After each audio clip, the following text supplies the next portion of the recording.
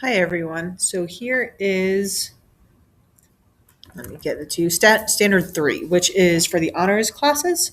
And this standard asks you to analyze interrelationships among the agricultural revolution, population growth, industrialization, specialization of labor, and patterns of landholding. Now, you should realize that a lot of the standard was already covered when we did some of the previous homework videos just at the beginning in the causes of the Industrial Revolution. We led how we discussed how the agricultural revolution led to the Industrial Revolution.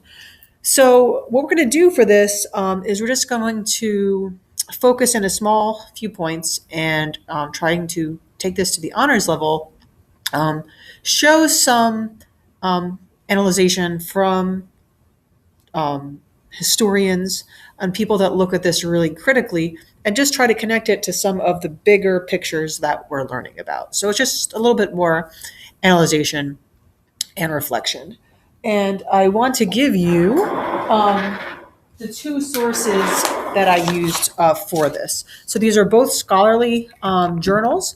One is from Reestablishing the English Agricultural Revolution, that was written by Mark Overton in 1996, and that was published in the Agricultural History Review. So historians that really like learning about agriculture, which may not sound very interesting to you, but it is significant.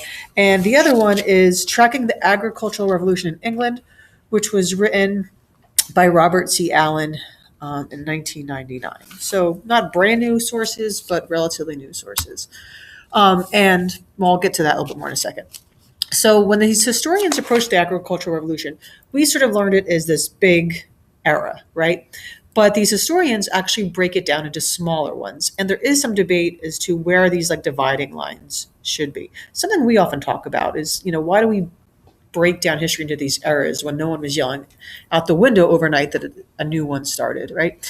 So the first era would be when there were enclosures. So remember, enclosures were like there was no more open land, but people started to take small chunks of land and make them into bigger ones for individual farmers, that they all had their own proper land.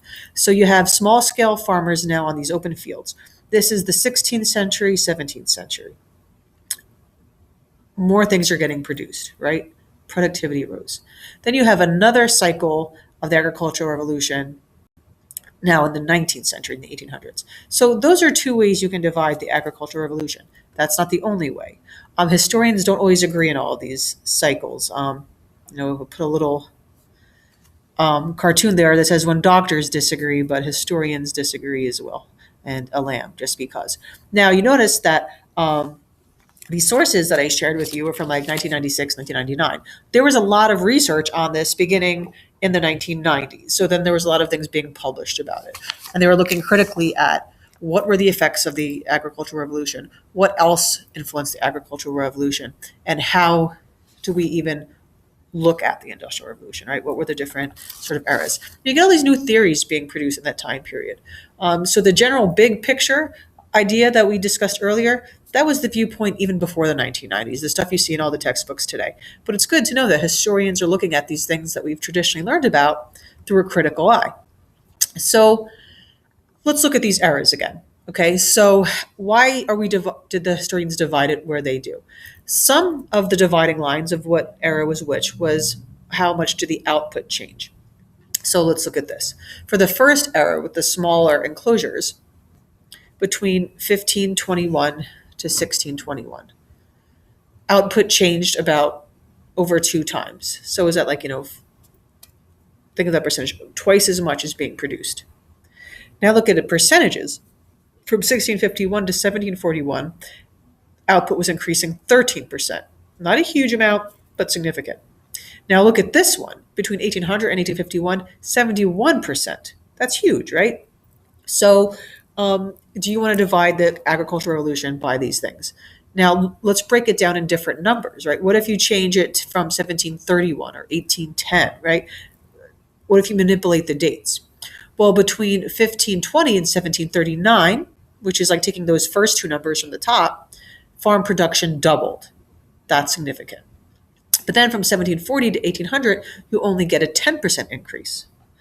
But once again, from 1800 to 1850, you get a 65% increase. So some historians actually say it's almost like three eras where you have two big ones with this little lull in between. Does this matter? It depends on how you look at the differences. So there's differences in the breakdown. The consensus by most historians are that really big changes were made by small farmers in this enclosure movement beginning in the 17th century, and their corn yields just about doubled. So this first time period had a big effect. Other historians say that the period after 1740 emerged as the most rapid and profound transformation of technology and productivity. This is where you see the more direct connection with the Industrial Revolution. Okay. Now, further still, some historians will say, look at those 30 years after 1790, 1800, 1810, 1820. Susan Wade Martins wrote in 1993, once again in the 90s here, an almost complete break with the past was made over, I should say, the working lives of one generation of farmers. You almost can't compare the farmers' lives now with their the generation beforehand. It's such a big change. And this is when we see people now migrating to the cities and urbanization and all the other stuff we discussed about. Susan Wade Martins is a historian that has lots of books on England, but specifically on its agricultural history. So a well-known female historian on the area. So since it is Women's History Month. Okay, so it's all in when do we see the biggest change? When do we see the biggest shift? Or when do we see the biggest connection to the Industrial Revolution? So let's remember what these early periods were doing. What's the big deal with the enclosure farmers? Even if they didn't have the most big change, they're the ones that start this change. They introduced new crops. They had new systems of crop rotations, which you see on the diagram, new ways to water their meadows, the breeding of their livestock. Remember how we discussed how they were getting bigger and all that sort of stuff. Now introducing machinery, right? So now you start to need a little bit less farmers as the machines come on. And what they did was they responded to the challenge of feeding a growing population. There was like this ceiling of 5.5 million in Britain for the longest time. But as that population grew, they were able to feed them throughout this. And that's important. Okay. But now you have the later revolution. This is a big thing with the star here. Now the English food supply network became global, right? We learned about this, how now you get this empire and you get colonization. Well, now they don't just rely on the farmers in England. They rely on farmers, if you will, throughout the world to feed the growing population.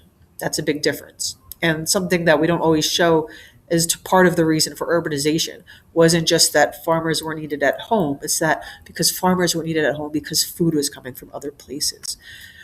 Does this breakdown matter? Does it matter if it's the first or the second or the third agricultural revolution or whatever? What do we need to know? We need to know that the living standards of people changed in this big time period between 1520 and 1850. That life was no longer like it was previously.